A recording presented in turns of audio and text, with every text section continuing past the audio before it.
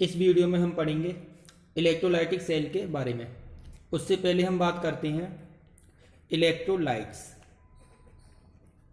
वो सब्सटेंस जो वाटर में डिजोल्व करने पर आयंस में टूट जाते हैं, पॉजिटिव आयन में और नेगेटिव आयंस में। फॉर एग्जांपल NaCl, जब इसे हम वाटर में डिजोल्व करेंगे तो ये Na पॉजिटिव और Cl नेगेटिव इनमें डिकम्पोज हो जाएगा। हम एक एम्प्टी टैंक लेते हैं, इसमें फिल करते हैं सॉल्यूशन ऑफ इलेक्ट्रोलाइट, किसी इलेक्ट्रोलाइट का सॉल्यूशन लेते हैं। इसका मतलब इलेक्ट्रोलाइट आयनिक फॉर्म में रहेगा, पॉजिटिव आयंस होंगे और नेगेटिव आयंस होंगे। इस टैंक में हम 2 इलेक्ट्रोड लगाते हैं, जिनका कनेक्शन हम एक बैटरी से कर देते हैं। जो इलेक्ट्रोड बैटरी के पॉजिटिव टर्मिनल से अटैच रहता है, इसे बोलेंगे हम एनोड। जो इलेक्ट्रोड बैटरी के नेगेटिव टर्मिनल से अटैच रहता है, इसे बोलते हैं कैथोड। जब इस बैटरी से हम करंट फ्लो करेंगे तब नेगेटिव आयंस जाएंगे एनोड की तरफ, क्योंकि एनोड कैसा होता है, पॉजिटिव, और पॉजिटिव आयंस जाएंगे कैथोड की तरफ, क्योंकि कैथोड कैसा होता है, नेगेटिव। और इलेक्ट्रोड के ऊपर ही ये आयंस क्या हो जाएंगे, डिस्चार्ज का मतलब जैसे नेगेटिव आयन एनोड पर जाएगा, एनोड पर जाते ही कैसा हो जाएगा, ये न्यूट्रल, इसका चार्ज खत्म हो जाएगा। उसी तरीके से पॉजिटिव आयन कैथोड पर जाएगा और कैथोड पर जाते ही ये पॉजिटिव आयन कैसा हो जाएगा, न्यूट्रल का मतलब इस पॉजिटिव आयन का चार्ज खत्म हो जाएगा। इस कंप्लीट प्रोसेस को हम बोलेंगे इलेक्ट्रोलाइसिस। प्रोसेस का मतलब decomposition of electrolyte by the influence of electricity is called electrolysis. Decomposition of electrolyte by the influence of electricity is called electrolysis. और जिस डिवाइस में ये प्रोसेस होती है उस डिवाइस को बोलते हैं हम इलेक्ट्रोलाइटिक सेल। तो इस प्रोसेस को देखकर ये क्लियर होता है कि इलेक्ट्रोलाइटिक सेल में इलेक्ट्रिकल एनर्जी हम अपनी तरफ से देते हैं।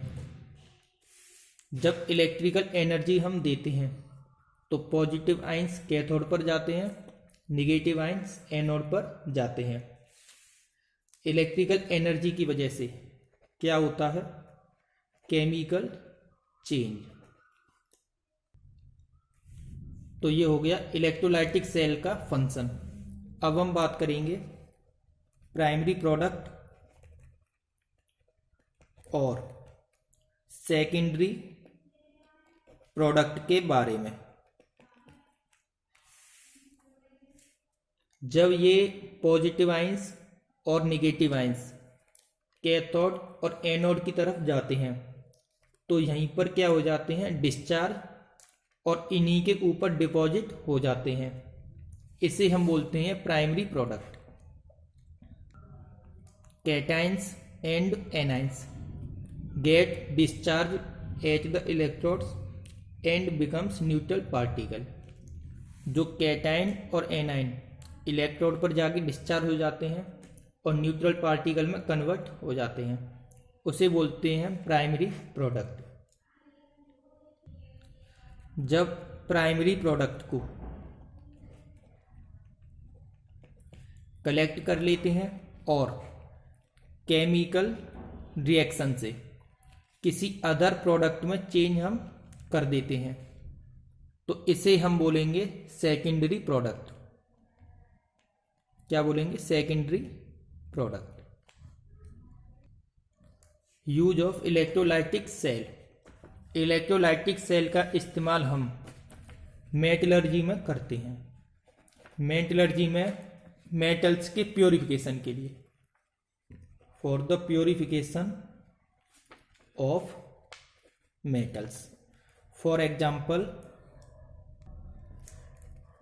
In the purification of copper. किस तरीके से करेंगे? एक एम्प्टी टैंक लेते हैं, इस एम्प्टी टैंक में एक इम्प्योर कॉपर का बना हुआ इलेक्ट्रोड हम लगाएंगे और एक लगाएंगे प्योर कॉपर का बना हुआ, और इस टैंक में हम कॉपर सल्फेट का सॉल्यूशन फिल करेंगे। कॉपर सल्फेट का सॉल्यूशन फिल करते हैं, इसका मतलब ये आयनिक फॉर्म में रहेगा, Cu2 positive SO4 2 negative, Cu2 positive SO4 2 negative. और इनका कनेक्शन हम किससे करते हैं? बैटरी से। इम्प्योर कॉपर को हमेशा एनोड बनाते हैं। एनोड बनाने के लिए इसे पॉजिटिव टर्मिनल से जोड़ना होगा। प्योर कॉपर का क्या बनाते हैं? कैथोड। किससे जोड़ते हैं? निगेटिव टर्मिनल से। इलेक्ट्रोलाइटिक सेल, इसका फंक्शन अब हम समझेंगे। सबसे पहले बात हम करेंगे कैथोड पर। एट कैथोड, सॉल्यूशन में जो कॉपर आयंस प्रेजेंट हैं, ये कॉपर आयन पॉजिटिव है, इसीलिए कैथोड के पास जाएंगे और ये कॉपर आयंस कैथोड से 2 इलेक्ट्रॉन करेंगे गेन और किस में कन्वर्ट हो जाएंगे? कॉपर में। और कैथोड के ऊपर ही क्या हो जाएंगे? डिपॉजिट। अब हम बात करेंगे एनोड की। At anode. एनोड किसका बना हुआ है? इम्प्योर कॉपर का। एनोड का जो कॉपर है ये 2 इलेक्ट्रॉन लॉस करेगा और Cu2 पॉजिटिव में कन्वर्ट हो जाएगा। ये Cu2 पॉजिटिव कहाँ पर आएंगे? सॉल्यूशन में, और इलेक्ट्रॉन्स वायर में होकर कहाँ तक चले जाएंगे? बैटरी के पॉजिटिव टर्मिनल तक। तो इस तरीके से कॉपर का प्यूरिफिकेशन हम करेंगे।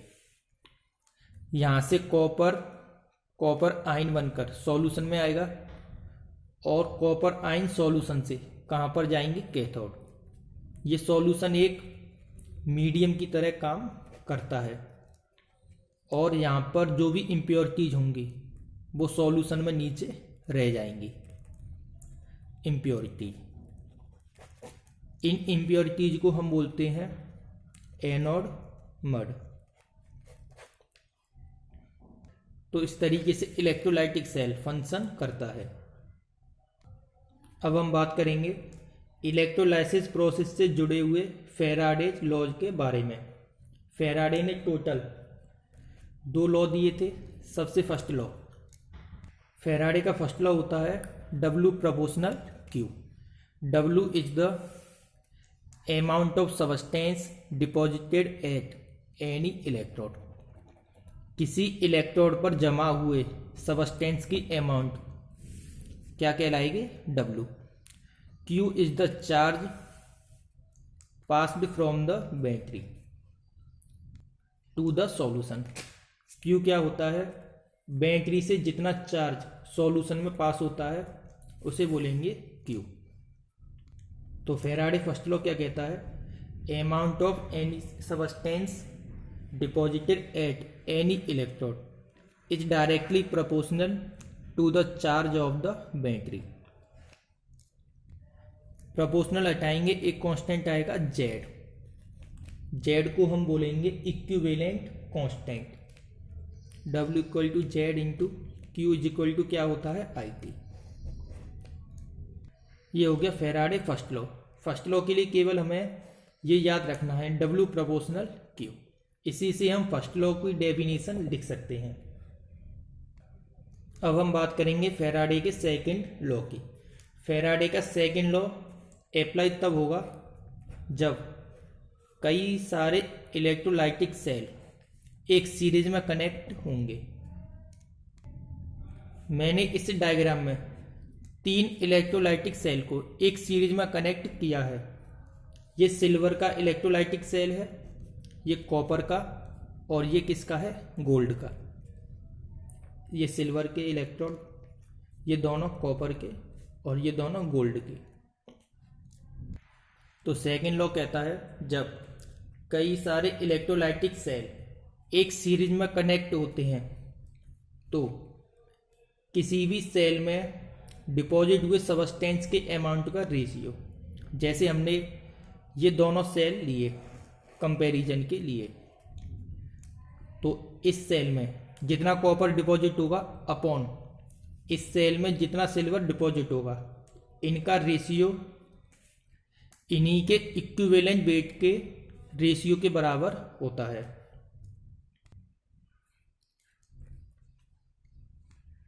इस सेकेंड लॉ पर कई सारे न्यूमेरिकल्स आते हैं, तो इसमें आपको इक्विवेलेंट वेट निकालना सीखना होगा, क्योंकि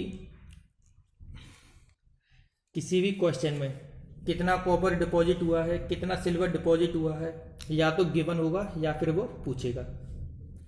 इक्विवेलेंट निकालना आपको आना चाहिए। तो मैं यहाँ पर आपको इक्विवेलेंट वेट निकालना बता रहा हूँ। Equivalent weight is equal to होता है molar mass upon charge on its ion. जैसे हमें कॉपर का इक्विवेलेंट वेट निकालना है तो कॉपर का मोलर मास 63.56 होता है और कॉपर के आयन पर चार्ज कितना होता है +2, तो 2 से करेंगे डिवाइड, कॉपर का इक्विवेलेंट वेट आ जाएगा। इसी तरीके से अगर हमें इक्विवेलेंट वेट निकालना है सिल्वर का, सिल्वर का मोलर मास होता है 108 और सिल्वर आयन पर चार्ज कितना होता है 1, तो 1 से डिवाइड, कितना इक्विवेलेंट वेट आएगा 108। अगर हमें इक्विवेलेंट वेट निकालना है एल्यूमिनियम का, तो एल्यूमिनियम का मोलर मास या एटॉमिक मास कुछ भी कह सकते हैं अपॉन चार्ज। एल्यूमिनियम का मोलर मास होता है 27 और एल्यूमिनियम पर चार्ज होता है 3, कितना इक्विवेलेंट वेट आएगा 9। तो इस तरीके से हम किसी भी मेटल का इक्विवेलेंट वेट निकाल सकते हैं। फैराडे के सेकंड लॉ को याद रखने के लिए आपको इस इक्वेशन को याद रखना होगा, और फर्स्ट लॉ के लिए मैंने आपको बताया था केवल आपको क्या याद रखना है, W प्रोपोर्शनल Q। इसी से आप इसकी डेफिनेशन बना सकते हैं।